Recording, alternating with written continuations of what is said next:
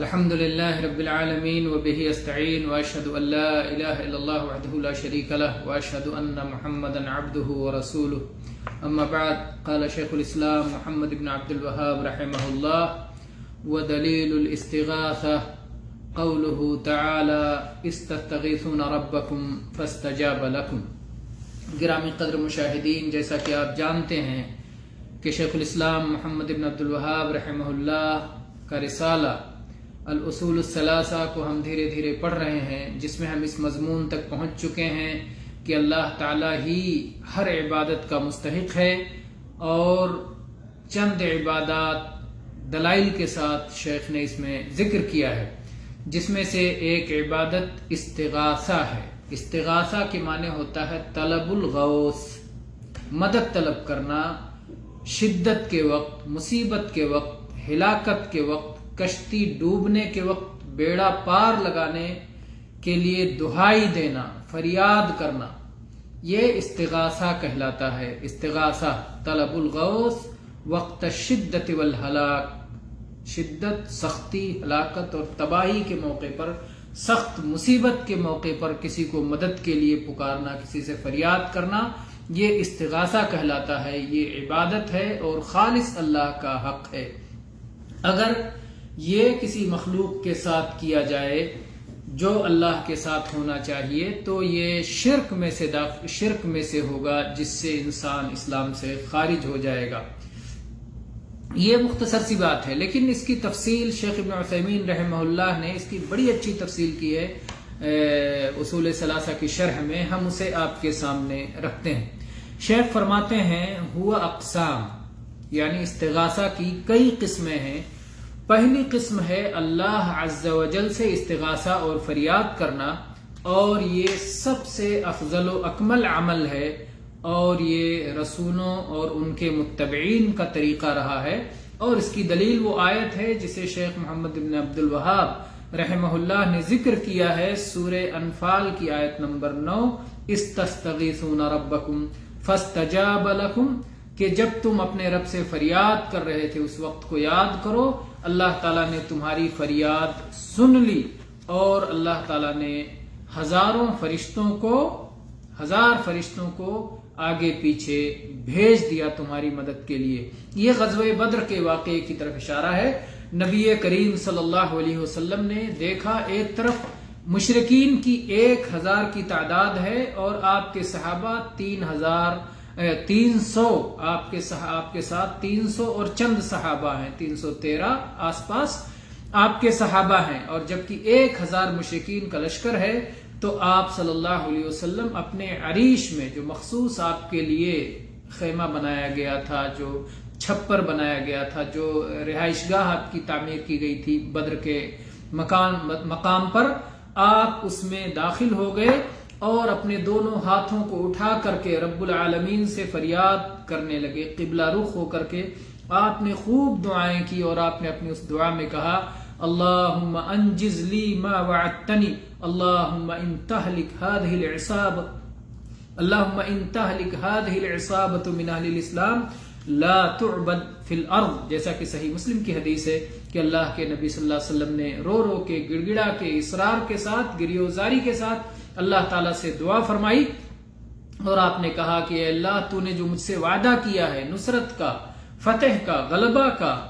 اس وعدے کو پورا فرما. اے اللہ، اس وعدے کی تکمیل فرما. اور اے اللہ، اگر اہل اسلام کی یہ چھوٹی سی جماعت آج ہلاک ہو گئی تو پھر زمین میں تیری عبادت نہیں ہوگی، یعنی مخلصانہ عبادت، توحید والی عبادت نہیں ہوگی. ورنہ مشرکین کا بھی یہ دعویٰ تھا کہ وہ اللہ کی عبادت کرتے ہیں، لیکن توحید کے بغیر جب کوئی عبادت ہو تو وہ قابل قبول نہیں ہوتی. اللہ کے نبی صلی اللہ علیہ وسلم برابر رب سے فریاد کرتے رہے، استغاثہ کرتے رہے، یہاں تک کہ جو آپ چادر اوڑھے ہوئے تھے، اپنے کندھے پر چادر ڈالے ہوئے تھے، وہ چادر گر جاتی تھی. ابو بکر رضی اللہ عنہ وہ چادر سنبھال کے دوبارہ آپ کے کندھے پہ ڈال دیتے تھے، یہاں تک کہ آپ صلی اللہ علیہ وسلم سے چمٹ گئے ابو بکر صدیق رضی اللہ عنہ، اور کہنے لگے کہ اے اللہ کے نبی،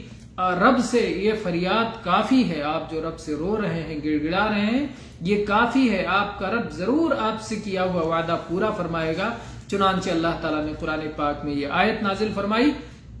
کہ اس وقت کو یاد کرو جب تم اپنے رب سے فریاد کر رہے تھے تو تمہارے رب نے تمہاری فریاد قبول کر لی. اور چنانچہ دنیا جانتی ہے، تاریخ عالم میں سنہرے حروف میں لکھا ہوا ہے کہ کس طرح سے 313 نے 1000 کے لشکر جرار پر فتح پائی اور کیسے ان میں سے 70 کو قتل کیا اور 70 کو قیدی بنایا، اور کس طرح سے بدترین شکست تھے مشرکین مکہ دوچار ہوئے اور شاندار فتح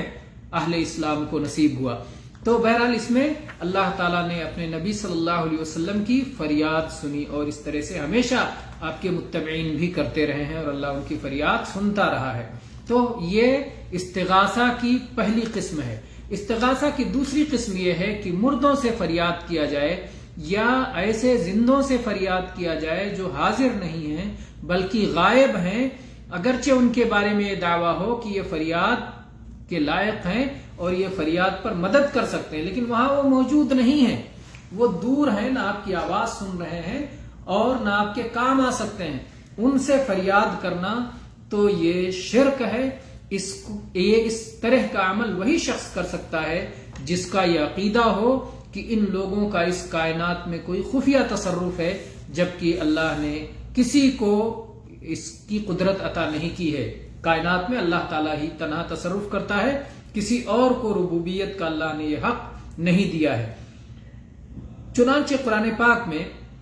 اللہ تعالیٰ نے سورہ نمل کی آیت نمبر 62 میں نہایت واضح طور پر اعلان فرمایا ہے، امن یجیب المضطر اذا دعاہ ویکشف السوء ویجعلکم خلفاء الارض االہ مع اللہ قلیلا ما تذکرون. کون ہے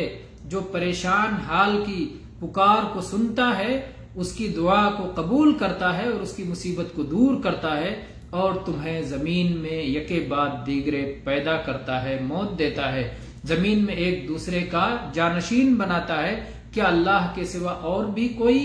حقیقی معبود ہے؟ اور بھی اللہ کے سوا کوئی الہ برحق ہے؟ لیکن تم لوگ بہت کم نصیحت حاصل کرتے ہو. تو یہ شرکیہ استغاثہ ہے، اور افسوس کی بات ہے کہ بہت سارے کلمہ گو مسلمان اس استغاثہ کے شکار ہیں کہ اللہ کو چھوڑ کر دوسرے مردوں یا زندوں کو بیڑا پار کرنے کے لیے وہ پکارتے ہیں اور ان سے دعائیں مانگتے ہیں، جبکہ یہ کھلم کھلا شرک ہے. تیسری صورت استغاثہ کی یہ ہے کہ کسی زندہ شخص سے جو کہ اس مصیبت سے بچانے پر قادر ہو اس کو مدد کے لیے پکارنا. تو جس طرح سے استعانہ اس سلسلے میں استعانت جائز ہے، کسی سے مدد حاصل کرنا، ویسے فریاد کرنا بھی جائز ہے، جیسے کہ موسیٰ علیہ السلام کے قصے میں ہے سورہ قصص کی آیت نمبر 15 میں فَاسْتَغَاثَهُ الَّذِي مِنْ شِيعَتِهِ عَلَى الَّذِي مِنْ عَدُوِّهِ فَوَكَزَهُ مُوسَى فَقَضَى عَلَيْهِ. تو جو موسیٰ علیہ السلام کے گروپ کا تھا، جو موسیٰ علیہ السلام کے گروہ کا تھا، بنی اسرائیل کا تھا، اس نے موسیٰ علیہ السلام کو فریاد میں پکارا کہ یہ دشمن کے خلاف آپ میری مدد کریں. موسیٰ علیہ السلام نے پہنچ کے مدد کی، دشمن کو ایک گھونسا لگایا اور اسی گھونسے سے دشمن کا کام تمام ہو گیا. تو بہرحال کہنا یہ ہے کہ موسیٰ علیہ السلام سے اس نے فریاد کی. یہ فریاد جائز صورتوں میں سے ہے کہ آپ سامنے موجود تھے اور یہ فریاد کر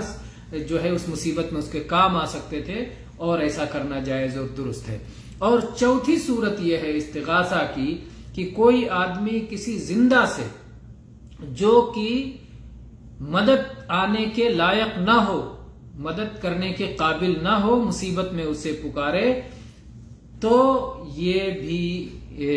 لغو ہے اور ایک یہ مذاق ہے اور یہ شرکیہ صورت بھی بن سکتی ہے. مثال کے طور پر کوئی آدمی ڈوب رہا ہے اور وہاں ایک اپاہج، معذور، شل زدہ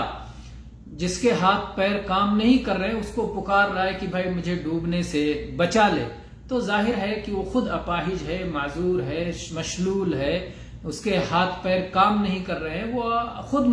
مدد کا محتاج ہے، وہ کسی اور کی مدد کیوں کر سکتا ہے؟ تو ایک طرح سے یہ لغو اور بیکار عمل ہے. اور اس میں یہ بھی ہو سکتا ہے کہ وہ آدمی عقیدہ رکھتا ہو کہ اگرچہ یہ مشلول ہے لیکن یہ اس کائنات میں خفیہ تصرف رکھتا ہے، اور دوسرے بھی اگر وہ کہیں بچ گیا، اس کو پکار رہا تھا اور ڈوبنے سے بچ گیا اللہ کے فضل سے، تو بہت سارے لوگوں کو یہ فریب ہو جائے گا کہ یہ مشلول شخص، یہ اپاہج اور معذور شخص یہ خفیہ کائنات میں تصرف رکھتا ہے اور یہ ڈوبنے والوں کو بچا سکتا ہے، تو اس لیے یہ بھی درست اور جائز عمل نہیں ہے۔ تو یہ ایک استغاثہ کی صورت ہے۔ بہرحال استغاثہ کی یہ 4 صورتیں بنتی ہیں جن کی شیخ محمد بن عثیمین رحمہ اللہ نے بڑی اچھی تفصیل، مدلل تفصیل کی ہے، اس سے یہ مسئلہ بہت واضح طور پر سمجھ میں آ جاتا ہے۔ واللہ تعالی عالم، وصلی اللہ علی نبینا وسلم، والحمد للہ رب العالمین۔